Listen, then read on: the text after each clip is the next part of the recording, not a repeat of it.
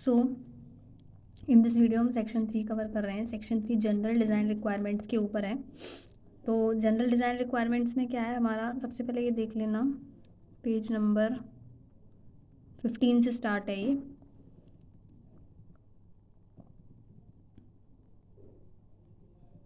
इसमें देखो geometrical properties जो है वो पता होना चाहिए। ज्योमेट्रिकल प्रॉपर्टीज़ में जनरल में हम जाएं तो जनरल के नीचे में क्लासिफिकेशन दिया है क्रॉस सेक्शंस का।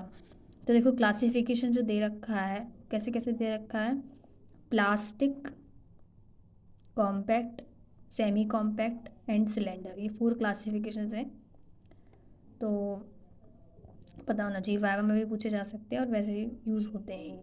तो प्लास्टिक वो क्रॉस सेक्शन होते हैं जो प्लास्टिक हिंजेस डेवलप कर लेते हैं, जिनमें रोटेशन कैपेसिटी होती है for the failure of the structure by the formation of plastic mechanism. Plastic mechanism पता ही होगा कि लाइक क्या होता है कि जैसे कोई सेक्शन है तो वो एकदम फेल नहीं होता, लाइक मैक्सिमम मूवमेंट किसी सेक्शन पे लगा तो वो फेल नहीं होता। हम क्या उसे अंडर एस्टिमेट करते हैं इलास्टिक एनालिसिस में। प्लास्टिक एनालिसिस में क्या होता है कि हम ये जानते हैं कि जब अगर किसी एक सेक्शन पे मैक्सिमम मूवमेंट आ रहा है तो अगर हम और फर्दर लोड इंक्रीज करेंगे तो बाकी सेक्शंस पे उस फोर्स को ट्रांसफ़र करेगा, और जब तक बाकी सेक्शंस पूरे उस अपने मैक्सिमम मूवमेंट पे नहीं पहुंच जाते तब तक वो सेक्शन फेल नहीं होगा। एक टाइम होगा जब सारे सेक्शंस यील्ड कर जाएंगे, तब उसे अपन कहेंगे कि सारे सेक्शंस यील्ड कर चुके हैं। स्टिल वो फेल नहीं होगा, पता है फिर वो क्या बना देगा, प्लास्टिक हिंज बना देगा। प्लास्टिक हिंज मतलब इसका नाम प्लास्टिक हिंज क्यों पड़ा, क्योंकि हिंज जैसा काम करेगा। हिंज सपोर्ट क्या करता है, रोटेशन को अलाउड करता है सिर्फ। तो ये भी ऐसे इसी तरीके से रोटेट कर जाएगा, मतलब आप और लोड लगाएंगे तो ये रोटेशन को रेजिस्ट नहीं कर पाएगा, ये रोटेट कर जाएगा। सो और इस तरीके से फिर ये फेल हो जाएगा, क्योंकि रोटेट कर रहा है वहीं स्टेबल ही नहीं रह पा रहा, तो फिर ये फेल हो जाएगा। बट मेन थिंग इज़ कि प्लास्टिक मैकेनिज्म होगा इन सेक्शंस में, ठीक है। ये है मेन चीज़ इसकी। And the width to thickness ratio in plate elements की shall be less than that is specified under class 1 plastic. तो विड्थ टू, अच्छा पता कैसे चलेगा कोई चीज़ प्लास्टिक है या कॉम्पैक्ट है या सेमी कॉम्पैक्ट है या सिलेंडर है, तो उसके लिए हमारे पास टेबल नंबर 2 है। टेबल नंबर 2 में हम जाएंगे। टेबल नंबर 2 हमारी स्टार्टिंग में ही है, टेबल नंबर 2। ये टेबल नंबर 1 है, इसके नीचे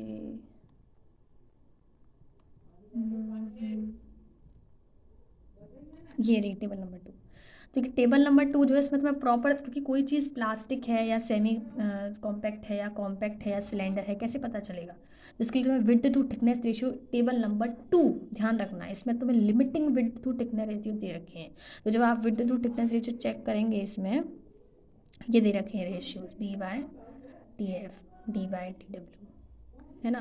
तो ये तुम देख लोगे तो पता चल जाएगा कि कौन सा सेक्शन प्लास्टिक है कौन सा कॉम्पैक्ट है, ये दिख रहा होगा। इसमें एफ साइलन की वैल्यू,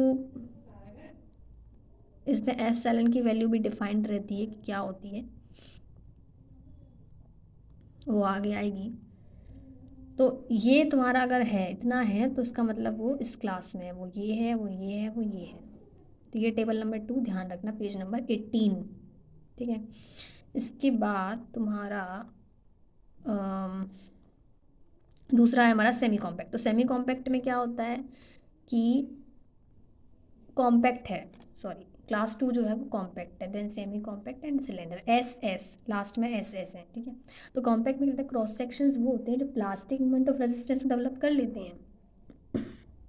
मतलब प्लास्टिक मोमेंट ऑफ रेजिस्टेंस तक तो उनका पहुंच गया कि मतलब वो सारे यील्ड कर जाएं, यहाँ तक तो वो कर जाते हैं, लेकिन प्लास्टिक हिंज रोटेशन कैपेसिटी वो नहीं बना पाते ड्यू टू लोकल बकलिंग। मतलब प्लास्टिक मैकेनिज्म तक उनमें हो रहा है, प्लास्टिक मोमेंट ऑफ रेजिस्टेंस इतना तो वो रेजिस्ट कर रहे हैं। प्लास्टिक मोमेंट ऑफ रेजिस्टेंस क्या होता है कि सारे यील्ड करेंगे तब तक वो सेक्शन उस लोड को रेजिस्ट करेगा, but they have इनएडिक्वेट plastic hinge rotation. मतलब आप फर्दर अगर लोड लगाएं तो फिर उसमें प्लास्टिक हिंज रोटेशन वाली कैपेसिटी नहीं है, तो क्योंकि लोकल बकलिंग हो गई। तो उसका भी वेट टू थिकनेस रेशियो में दे रखा है टेबल नंबर 2 में। अब दूसरे जो है उनमें क्या होगा कि ये प्लास्टिक मैकेनिज्म तक ही नहीं पहुंच पाएंगे। ये वो क्रॉस सेक्शन है जिनमें extreme fibre in the compression can yield stress. मतलब जो एक्सट्रीम फाइबर होगा वो तो यील्ड स्ट्रेस तक पहुंचेगा, लेकिन प्लास्टिक मोमेंट ऑफ रेजिस्टेंस नहीं आएगा। प्लास्टिक मोमेंट ऑफ रेजिस्टेंस मतलब सारे फाइबर्स यील्ड स्ट्रेस में नहीं पहुंचेंगे। सो वहीं तक नहीं पहुंच पाएंगे। मतलब क्या हो रहा है कि अगर ध्यान से नोटिस करो तो एक एक जो सेक्शन हम अगला सेक्शन पढ़ रहे हैं वो अगला हर सेक्शन पिछले सेक्शन से बस थोड़ा सा कुछ पीछे रह जा रहा है। तो इस वाले में क्या होगा कि वो plastic moment of resistance he develop नहीं कर पाएंगे, बस एक्सट्रीम सेक्शन होगा वो यील्ड कर पाएगा, मतलब सारे सेक्शन यील्ड नहीं हो पाएंगे due to local buckling. Reason वही है। विड्थ टू थिकनेस रेशियो में टेबल नंबर 2 है उसमें दे रखा है। क्लास 4 है सिलेंडर। सिलेंडर में क्या होता है कि क्रॉस सेक्शंस जो होंगे वो मतलब एक्सट्रीम फाइबर ही यील्ड स्ट्रेस तक नहीं पहुंच पाएगा। सोचो, मतलब जो एक्सट्रीम फाइबर है वही यील्ड स्ट्रेस तक नहीं पहुंच पाएगा, इसमें यील्ड स्ट्रेस तक ही नहीं पहुंच पाएंगे, ये वैसे ही लोकली बकल हो जाएंगे। तो ये हो गया सिलेंडर। तो इनकी विड्थ टू थिकनेस रेशियो जो है वो जो तुम्हारी टेबल नंबर 2 में क्लास 3 के लिए दी है सेमी कॉम्पैक्ट के लिए उससे ज़्यादा होगी, क्योंकि वो टेबल हमको पता है, उस टेबल में सिलेंडर के लिए नहीं दिया है। तो यहाँ लिखा है कि जो सेमी कॉम्पैक्ट यानी क्लास 3 के लिए जो विड्थ टू थिकनेस रेशियो है उससे इनकी ratio width to thickness ratio ज़्यादा होगी, बस इतना ध्यान रखना, उससे ज़्यादा होगी। इसके बाद ठीक है, तो ये टेबल नंबर 2 है, ये काम आएगी।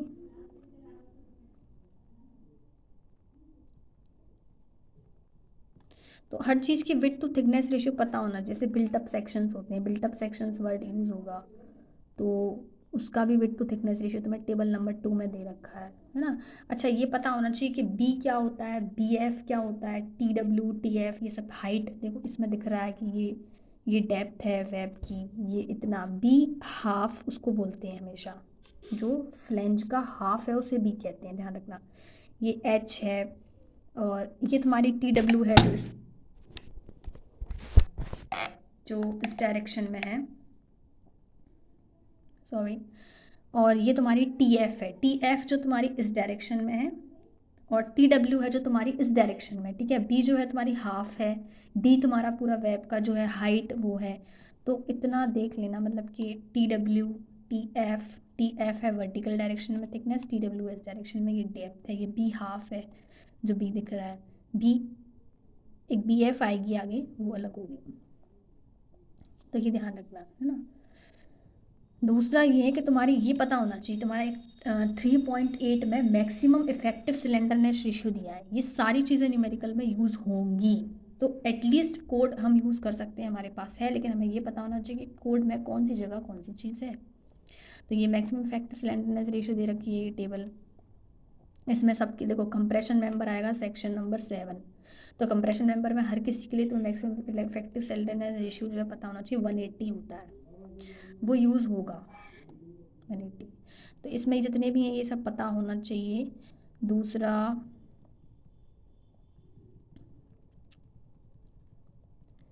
हाँ, फिर तुम्हारा सेक्शन नंबर 4 और 5 ये नहीं है हमारे अभी इसमें,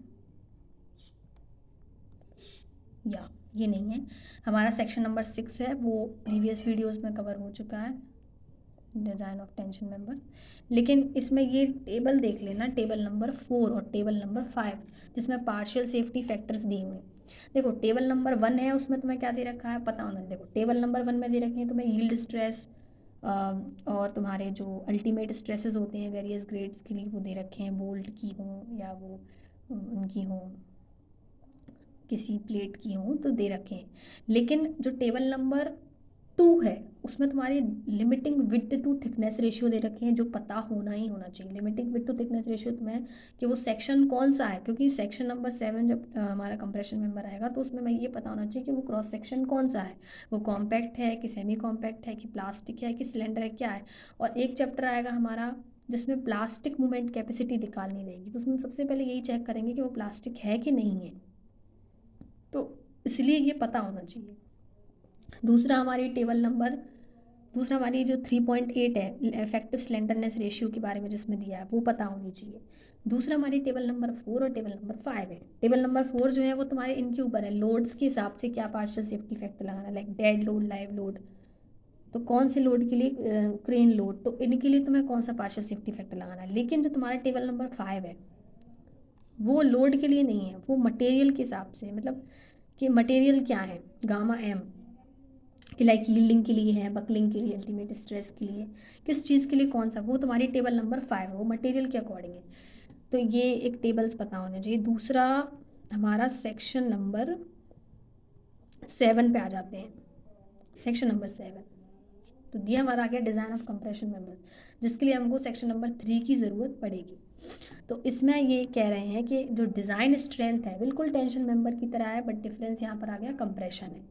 और वहाँ इतने सारे केसेस थे अलग अलग, cross area yielding, net area rupture, block share, यहाँ ऐसे केसेस नहीं हैं, ठीक है। लेकिन यहाँ हमें क्रॉस सेक्शन पता होना चाहिए, वो क्रॉस सेक्शन कौन सा है। सो पहली चीज़ इसमें ये है कि तुम्हारा जो फैक्टर डिज़ाइन कंप्रेशन स्ट्रेंथ, यहाँ गलत लिखा है, ये जो पी है ये फैक्टर डिज़ाइन कंप्रेशन स्ट्रेंथ, जो लोड आएगा उसकी वजह से फैक्टर कंप्रेशन कितना होगा, that should be less then the design compression strength. और डिज़ाइन कंप्रेशन स्ट्रेंथ क्या होगा, ए सी इंटू एफ सी डी।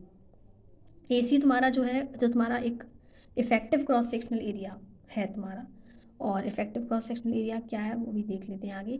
और F C D design compressive strength है, स्ट्रेस है। ये चीज़ बहुत बहुत ज़्यादा मिस्टेक होती है। जो एफ लिखते हैं हम, हमारा स्ट्रेस होता है, design compressive stress, okay.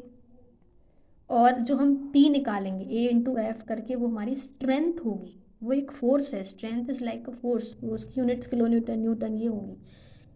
Units का बहुत ज़्यादा यूज़ है, अगर आपने यूनिट गड़बड़ कर दी तो सब पूरा न्यूमेरिकल का आंसर गलत आएगा, दैट्स वाई। स्ट्रेस है तो स्ट्रेस की यूनिट्स आपकी न्यूटन पर एम एम स्क्वायर है, मेगा पास्कल है, मेगा पास्कल का मतलब वही हो गया न्यूटन पर एम एम स्क्वायर, तो उसमें आएंगी। इधर आपकी जो स्ट्रेंथ होगी, जो एरिया इंटू स्ट्रेस को मल्टीप्लाई करके आएगी, वो किलो न्यूटन न्यूटन में आएंगी। तो ये डिफरेंस ध्यान रखना है।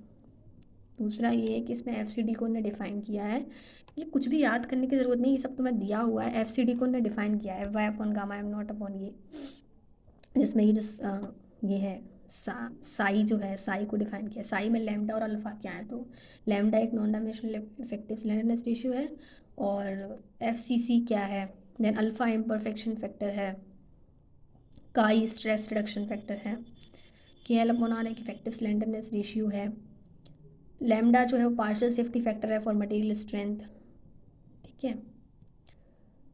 तो ये इम्परफेक्शन फैक्टर है अल्फ़ा, लाइक बकलिंग क्लास तुम्हारी ए है, बी है, सी है, डी है, क्या है, उसके अकॉर्डिंग तुम्हारा अल्फ़ा होगा, ठीक है। और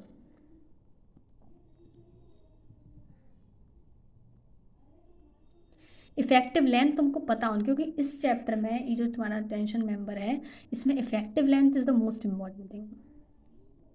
ये इनके क्या है ना, कर्व्स हैं। फिगर नंबर 8 अगर दिख रहा होगा, आगे चल के दिखेगा, ये फिगर नंबर 8 है ये।